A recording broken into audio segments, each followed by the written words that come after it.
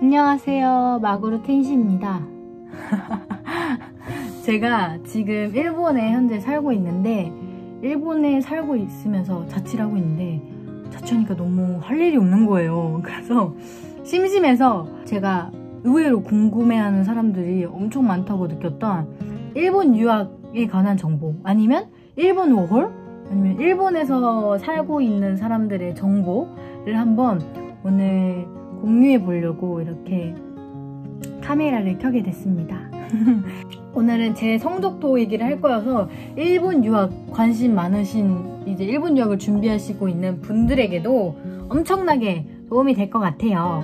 첫 번째로 일본에 사는 방법 혹은 일본에 가는 방법에 대해서 일단 먼저 알려드리도록 하겠습니다. 어떤 종류로 일본에 갈 수 있는지. 유학을 가는 거죠. 유학을 가는 게 일본으로 가는 거에 가장 기본적이고 가장 무난하고 가장 편하지 않을까라는 생각이 듭니다. 그래서 일본 유학, 대학생으로서 유학을 가는 것도 있고, 그 다음에 교환 유학으로도 갈 수가 있어요. 교환 유학, 한국 대학을 들어가서 교환 유학으로 일본 유학을 갈 수도 있고, 그 다음에 고등학교, 요즘에는 그런 자매 교류? 그런 게 잘 돼 있어서 고등학생이 일본 유학으로 잠깐 6개월 정도 교환 유학을 가는 경우도 있어요. 그래서 대학생, 아니면 단기 교환학생, 혹은 1년 동안만 사는 교환학생, 그 다음에 고등학생으로 가는 교환 방법이 있습니다. 그 다음에 두 번째는 일본 워홀이에요. 일본 워홀은 내가 대학생이 아니어도 30세 이하로만 알고 있는데, 내가 좀 젊은 나이에 일본으로 갈 수 있는 방법이고, 세 번째, 내가 나이도 있고 어느 정도 직장에도 일하고 있어. 그러면 취업입니다. 취업으로 가는 경우가 있습니다. 그래서 이렇게 해야지 아마 비자가 나올 거예요. 네 번째는 뭐 결혼, 일본인과 결혼을 했을 때 그런 얘기가 있는데, 일단은 학생들이나 젊은 사람을 기준으로 말씀을 드리면 딱 이렇게 세 가지가 있는 것 같아요. 그래서 저는 오늘 일본 유학생으로서 저는 또 사립대학을 지금 다니고 있거든요. 그래서 사립대학 기준으로 이제 유학이나 워홀 얘기를 해드릴 건데, 이제 유학도 두 가지 종류가 있어요. 국비 유학이 있고 이제 자기 돈을 가는 사비 유학이 있어요. 근데 국비 유학은 엄청나게 컷이 높아요. 나라 돈으로 유학을 가는 거기 때문에 공부를 잘해야 되고, 그 다음에 도쿄대학 정도, 국립대나 그런 곳을 가야지 국비로 이제 유학을 갈 수 있거든요. 그래서 저는 그렇게까지는 공부를 막 잘하지도 않고 그러지 않아서 저는 별로 국립대에 들어가고 싶었던 욕망이 없었기 때문에 저는 사립대학에 입시를 하게 되었고 사비 유학으로 가게 되었습니다. 그 다음에 준비기간에 대해서 말씀을 드릴게요. 저는 일본 유학을 위해서 준비를 어느 때부터 시작을 했느냐, 저는 고2 4월부터 준비를 하기 시작했습니다. 생각해보면 굉장히 좀 늦거든요. 보통 일본 유학을 준비하시는 분들이 고1 때 많이 준비를 하세요. 근데 저는 원래 고1 때는 한국 대학을 준비했었고, 근데 어느 계기를 통해서 일본 유학을 고1 때부터 준비했기 때문에 고2 4월부터 제가 일본 유학 준비를 하게 되었습니다. 그 다음에 일본 수능은 2번 시험을 쳐요. 6월에 한 번 시험을 치고 11월에 한 번 더 시험을 치는데, 저는 6월에 친 성적으로 이제 일본에 들어가게 됐어요. 그래서 전체적인 기간은 1년 반 정도가 걸렸고, 딱 대학 갔을 때의 공부 기간만 보면은 거의 1년 정도가 걸린 것 같습니다. 고2 4월부터 시작하고 6월 성적으로 들어갔으니까. 저는 아예 노베에서 출발했어요. 완전 일본어를 모르는 건 아니었어요. 저는 오타쿠였고 애니메이션을 굉장히 좋아했기 때문에 노베는 아니었는데, 막 그렇게 일본어를 듣지도 않고 알 수 있을 정도의 청해 능력을 갖고 있었던 건 아니었습니다. 그래서 그런 상태에서 준비를 하게 되었고요. 네 번째로는 일본 대학을 가려면 어떤 게 필요한가요? 총 4가지를 봤어요. 4-5가지의 준비물들이 있습니다. 첫 번째는 이제이유라고 하는 일본 수능이 있거든요. 그래서 그거를 치셔야 돼요. 일본 이제이유에 대한 성적이 필요하고, 두 번째는 토플 성적이 필요합니다. 일본 대학, 유명한 대학들 있잖아요. 와세다, 게이오, 그런 대학들은 거의 다 토플을 원해요. 메이지 그런 대학들은 거의 다 토플을 원하기 때문에 토플 아니면 토익 원하기 때문에 저는 토플을 시험을 봤었고요. 그 다음에 우리나라는 수능만 치면 끝이지만 일본은 그 수능 성적을 토대로 또 대학에 가서 면접을 봐야 돼요. 그래서 소논문하고 면접까지 해가지고 총 4~5가지의 과목을 쳤어요. 그 다음에 이제 워홀분들에게도 도움이 되는 정보일 수도 있는데, JLPT에 관해서 일본 유학을 가실, 대학에 입시를 하시려면 JLPT 성적은 필수가 아닙니다. JLPT는 있어도 되고 없어도 돼요. 근데 이 워홀분들은 JLPT가 아마 필수실 거예요. N2 이상을 받아야 된다고 알았어요. 그래서 워홀분들은 필수고 유학생들은 필수가 아니에요. 근데 유학생들도 JLPT 성적을 가지고 있으시는 거를 추천을 드립니다. 그 이유는 JLPT가 용도가 뭐냐면 일본 생활에 있어서 알바할 때 필요해요. 알바할 때. 그래서 알바할 때 너 JLPT 성적 가지고 있어? 그렇게 일본 사람들이 업체 측, 기업 측에서 물어보기 때문에 가지고 있으면 알바 구하기가 훨씬 더 수월합니다. 그래서 일본에서 알바를 하면서 생활하고 싶으신 분들은 JLPT를 필수로 따놓으시는 걸 추천드릴게요. 그리고 워홀분들은 N2까지는 따시는 게 일본 생활하기도 편하고 일하기도 편할 거예요. 그래서 저는 JLPT를 JLPT 자격증 뭐 가지고 있고 얼마 정도의 시간이 걸렸는지에 대해서도 말씀을 드릴게요. 저는 4월에 공부를 시작해서 7월에 JLPT는 시험이 2번 있어요. 7월에 한번 여름 시험이 있고 12월에 겨울 시험이 있는데 4월에 공부를 시작해서 7월에 N3을 따고 그 다음에 12월에 N1을 땄습니다. 그래서 N1을 따기까지 저는 1년이 걸렸어요. 근데 이 기준은 제가 일본 대학을 준비하고 있었기 때문에 엄청 일본어 공부만 했기 때문에 1년 동안 딸 수 있었던 것 같아요. 만약에 내가 다른 공부라든지 직장인으로서 살면서 N1을 따야 돼. 그러면 좀 더 넉넉하게 잡으시는 거를 추천드립니다. 1년 반에서 2년 정도를 준비하시는 걸 추천드릴게요. 그래서 N2까지는 그래도 1년이면 충분하지 않을까라는 생각이 들긴 합니다. 그래서 이렇게 준비했어요. 그 다음에 제가 일본의 공부에 대해서 자세히 알려드리도록 하겠습니다.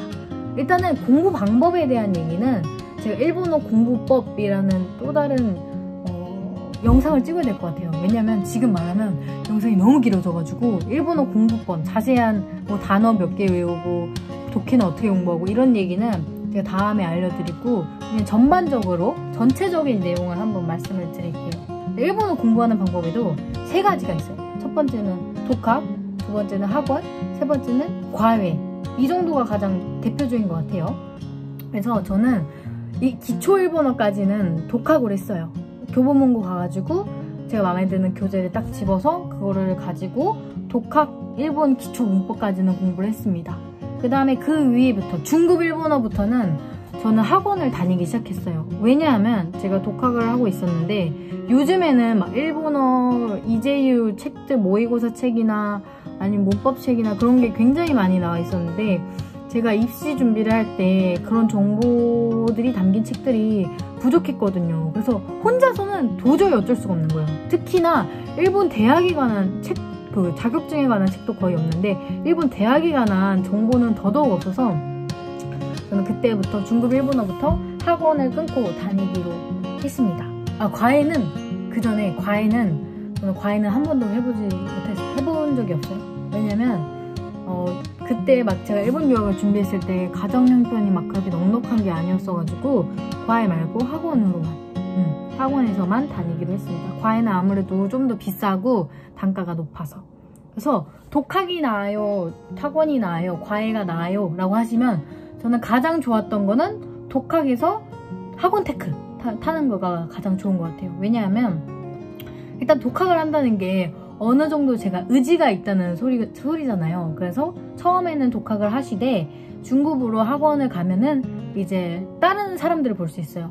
과외는 이제 제가 부족한 부분을 채울 수는 있는데 약간 자극은 부족하거든요. 약간 경쟁 그런 게 부족하고 좀 여유로워지기가 쉬운데 학원은 어떤 애들이 일본 대학을 준비를 하고 어떤 애들이 어떻게 공부를 하는지 이렇게 약간 슬쩍 볼 수가 있어서 저는 약간 그런 전 나태해지기 쉬운 사람이어서 나태해지기 쉬우신 분들은 과외보다는 학원을 추천드릴게요. 그리고 무턱대고 처음부터 학원을 가시는 게 아니라 기초는 독학으로 한번 공부를 해보시는 걸 추천드려요. 그 다음에 학원 어디 다니셨나요? 이 학원 질문이 엄청 많아요. 근데 일본어 학원은 어디든 요즘에는 잘 가르치는 것 같아요. 보통 잘 가르치는 학원은 거의 다 강남에 많이 학원이 있다고 생각이 드는데 저는 집에서 강남은 좀 멀고 종로가 집이랑 가까웠기 때문에 종로에 있는 일본어 학원을 다녔습니다. 그 다음에 영어는 제가 종로에서 다니다가 왜 토익 공부하는 사람들이 강남에 가는지 알겠다 싶어가지고 영어는 강남에서 공부를 하기 시작했어요. 그래서 일본어는 종로에서 공부하고 영어는 강남에서 토플로 유명한 햇뿅뿅 학원에서 공부를 했습니다. 일본어는 여러 가지 학원이 있다고 들었어요.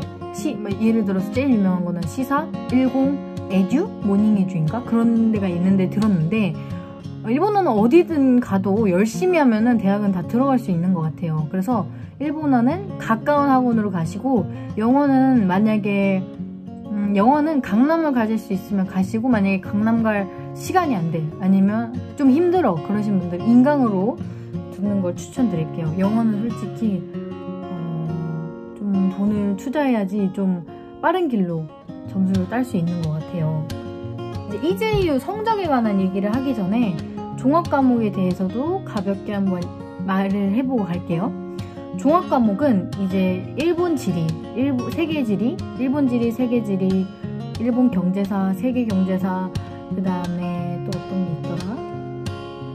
정치, 세계 정치, 세계사 이런 문과 과목의 전반적인 걸 물어보는 이제 과목이에요. 그 다음에 종합 과목의 특징은 시험 범위가 없어요. 완전 웃기죠? 시험 범위가 없는데 이제 보통 알고 있는 세계사부터 현재 시사, 그러니까 지금 현재 시사까지의 내용이 문제로 나와요. 그래서 범위가 엄청 광범위하고 독학을 하기가 엄청 힘들어요. 그래서 선생님을 잘 만나는 게 중요해요. 종합과목은 선생님을 잘 만나면 그 선생님이 알려준 내용에서 시험 문제를 풀 수 있고 선생님을 좀 잘못 만나면 좀 어려워지는 게 종합과목인 것 같아요. 그래서 저는 선생님은 종합과목은 선생님을 정말 잘 고르시는 걸 추천하는데 제가 저의 선생님이었던 분이 저는 굉장히 정말 감사한 스승님이거든요. 왜냐하면 그분이 말씀하신 내용에서 많은 문제들을 풀 수 있었고 정말 그분 덕분에 종합과목을 좀 점수를 나쁘지 않게 받았던 것 같아요. 성함을 말씀드리기는 애매하니까 일본 공부를 하시는 분들은 대부분 알고 계실 것 같은 이제 힌트 몇 가지를 광고하는 게 아니기 때문에 성함을 석 글자 말씀드리기보다는 좀 힌트를 드릴게요. 일단은 그분은 종로에서 굉장히 유명하신 분이었는데 현재는 강남에 계신 걸로 알고 있어요. 강남에서 지금 학원에서 수업을 하고 계시고 옛날에 팟캐스트를 운영하시던 선생님이었습니다. 교토인가? 오사카 쪽 대학을 나오신 걸로 알아요. 그래서 그분한테 저는 종합과목을 공부하고 성적을 또 시험을 봤습니다. 그 다음에 제가 성적에 대한 얘기를 해볼게요. 특히 성적부터 제가 한번 공개를 해보도록 하겠습니다. 일단은 제가 처음으로 봤던 성적이에요. 바로 N3인데 제가 N3는 한 3-4개월 공부를 하고 시험을 봤던 걸로 기억을 하고 성적은 이때는 굉장히 열심히 공부를 해가지고 180점 만점에 179점을 취득을 했습니다. 그래서 N3는 그렇게 단어를 잘 알고 있으면 어렵진 않아요. 단어를 잘 알고 있어 열심히 외워가지고 이런 성적을 얻게 되었고 그 다음에 6개월 뒤죠? 6개월 뒤에 N1 시험을 봤죠. 그래서 N1을 제가 취득을 했는데 N1은 제가 공부를 딱히 하지 않고 일본 유학을 공부하는 중에서 N1 시험을 봤기 때문에 성적이 그렇게 좋진 않아요. 180점에서 130점. 성적이 막 그렇게 높은 건 아닌데 그래도 합격을 했다는 거. 예이! 합격을 했고 EJU는 이렇게 수험표가 있어요. 이거를 시험에 수험표를 꼭 들고 가야 되거든요. 그래서 이거를 절대 버리지 마시고 이 수험표를 잘 챙겨두셔야 돼요. 시험 때도 필요하고 대학 입시할 때도 필요할 수가 있어요. 그래서 이 수험표도 잘 챙겨두시는 걸 추천드립니다. 짜잔! 일본어만 봤어요. 종합과목은 고3 때부터 공부를 시작했기 때문에 이제 125점에다가 기술 45, 라이팅이죠? 이런 성적을 받았습니다. 그래서 이거를 토대로 EJU 시험이 엄청나게 어렵구나를 깨닫고 열심히 공부를 하기 시작했어요. 그래서 약간 유학하시는 분들 추천인데 내가 올해에 대학에 입시를 하지 않아도 이재유는 그냥 한두 번 봐두는 걸 추천드릴게요. 왜냐면 그래야지 아 내가 진짜 열심히 공부해야 되겠구나 라는 자극이 되기 때문에 그렇게 추천드립니다. 그 다음 고3 때 6월에 본 성적이죠. 제가 대학교 들어갔을 때 성적이에요. 제가 대학교 들어갔을 때는 이렇게 성적을 받았습니다. 이렇게 일본어는 363점을 받았고요. 요때 만점이 374점으로 기억을 해요. 일본어 만점이. 그래서 이렇게 받았고 기술은 50점 만점에 50점을 받았습니다. 그 다음에 일본어가 이렇게 400점이 만점으로 뜨는데 400점 만점 받는 사람 한 명도 없을 거예요. 이게 어떤 원리인지는 모르겠는데 만점이 400점이 아니라 470 몇 점, 480 몇 점 이렇게 된다고 하더라고요. 그래서 그때 만점을 제가 374점으로 기억을 하는 것 같아요. 375점이었나 6점이었나 아무튼 370점대가 만점이었던 걸로 기억을 하고 종합과목은 똑같이 종합과목은 188점을 받았습니다. 얘도 만점이 200점으로 표시가 되는데 200점이 만점이 아니라 194점, 197점이 만점일 거예요. 저는 아마 197점이 만점이었던 것 같아요. 이렇게 188점을 받았습니다. 이 대학으로 현재 있는 대학의 입시에 성공하게 되었고요. 공부를 안 해서 성적이 떨어졌습니다. 일본어는 똑같아요. 363에 50에 종합과목이 155점. 공부를 안 하니까 확 떨어지죠. 그리고 종합과목은 진짜 공부를 꾸준히 해야 되는 과목인 것 같아요. 그 다음에는 토플 성적. 토플은 원본 성적표가 오면은 일본 대학에 보내야 되기 때문에 현재 제가 토플 성적을 가지고 있지는 않지만 저는 83점인가 85점 그러니까 80점대 초중반점대를 맞았습니다. 토플은 내신에 관한 이야기예요. 내신 저는 성적표인데 아직도 가지고 있거든요. 그래서 이거를 얘기하면은 내신은 고1 때까지는 321, 321 이런 학생이었어요. 3등급에서 2등급 사이에 맞던 학생이었고요. 고2 때는 6등급 일본어 공부를 했기 때문에 6, 7등급이 나왔던 걸로 기억을 해요. 근데 일본 유학에 갈 때 내신이 중요한지 안 중요한지 되게 궁금할 것 같은데 내신은 괜찮아요. 내가 왜 내신 성적이 나쁜 이유만 있으면 돼요. 내가 왜 내신 성적이 나빴는지에 대한 이유를 잘 면접에서 말씀을 하면은 큰 문제 없습니다. 내신 성적은 일본 유학에서 그렇게 큰 좌지우지되는 기준이 아니에요. 저는 고1 때는 성적이 좋아하다가 고2 때 팍 떨어졌거든요. 근데 왜 이렇게 성적이 떨어졌냐 이런 질문을 물어봐요. 근데 저가 그때 일본 대학 준비를 시작해서 학교 공부할 틈이 없어서 좀 성적이 떨어졌습니다 이렇게 말하면 별 문제 없습니다. 소논문이랑 면접에 관한 이야기를 해볼게요. 대학 시험은 성적이 내가 좀 안전해. 내가 이 대학에 들어갈 때 그렇게 막 무리가 없는 성적이야. 그러면 적당히 준비하셔도 돼요. 근데 만약에 커트라인이 80점이야? 근데 내가 성적이 79점이야. 근데 1차를 합격을 했어. 그러면 면접 진짜 열심히 준비하셔야 돼요. 그렇게 점수가 간당간당 하시는 분들이 이제 확정을 받는 방법이 소논문하고 면접을 잘 보는 거거든요. 제가 대학교 면접에서 어떤 질문을 받았는지 제 경험을 토대로 대학 면접 질문을 알려드릴게요. 첫 번째는 지망 이유, 왜 이 대학을 선택을 했는지를 물어봐요. 그 다음에는 대학 들어간 다음에 어떻게 공부할 건지, 그래서 대학 이제 시라버스라고 하는데 그런 교육과정을 잘 읽었는지를 물어보고요. 세 번째는 고교 생활에서 어떤 부분에 집중하고 어떤 고등학교 생활을 지냈는지 물어보고, 네 번째는 자기 자신, 너는 어떤 사람이야? 지코피아르라고 하는데 그거에 대해서 물어보고, 다섯 번째는 질문, 너 우리한테 질문, 우리 대학 아니면 우리한테 질문할 거 있어? 라고 마지막에 물어보고, 예외로 딱 이 5가지는 정해진 질문, 꼭 준비하셔야 되는 대답이고, 추가로 준비하시면 좋을 게 6번째, 롤모델은 어떤 사람이야? 저는 롤모델을 물어보셨거든요. 어떤 사람을 롤모델로 삼고 있어? 이걸 물어봤기 때문에 롤모델에 관한 질문도 준비해 주시면 좋고, 그 다음에는 내신은 왜 이렇게 확 떨어졌어? 이렇게 물어볼 수도 있어요. 그래서 그거에 대한 이유에 대한 답변들도 준비를 해주시면 아주 좋습니다.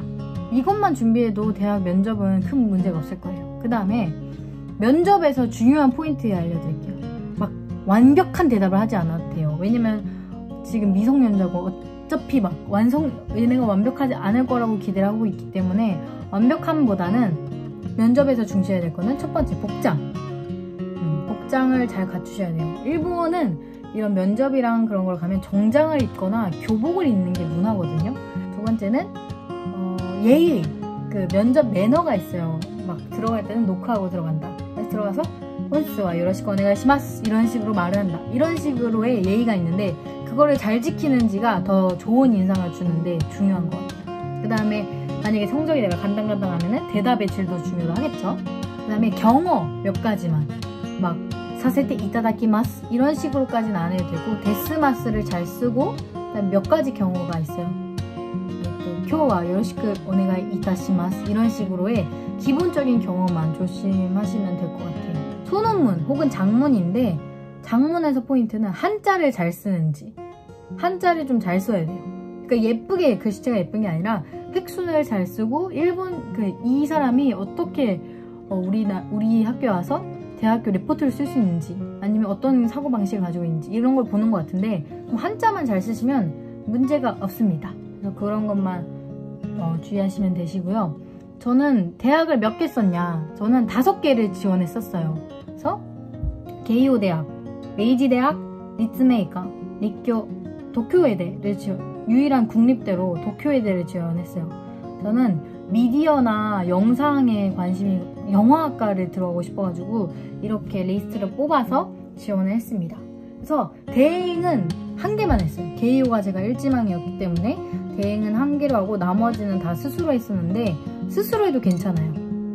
대행이 하나에 30만 원이에요. 그래서 조금 비싼데 하시는 분들은 일지망만 대행을 넣으시고 나머지는 스스로 해도 괜찮습니다. 저도 스스로 했는데 아무 문제 없이 다 합격했었거든요.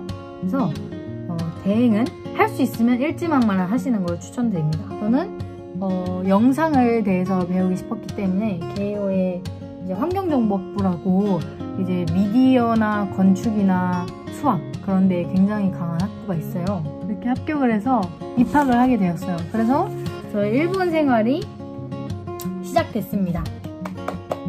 이번 영상에는 일본 입학에 관한 얘기를 많이 입학 정보?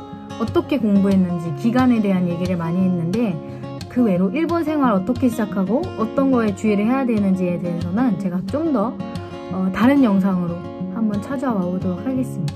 저는 일본 유학을 와서 너무 잘 지내고 있어요. 진짜 일본 생활이 한국 생활보다 저는 너무 더 좋아가지고 잘 지내고 있는데 제가 그런 일본인들과 친해지는 방법이랑 그런 것들도 한번 잘 알아와서 한번 공유해보도록 하겠습니다. 여러분들 준비하시는 분들 일본 유학이나 일본 워홀 잘 준비하시고 화이팅 하시길 바랄게요. 안녕.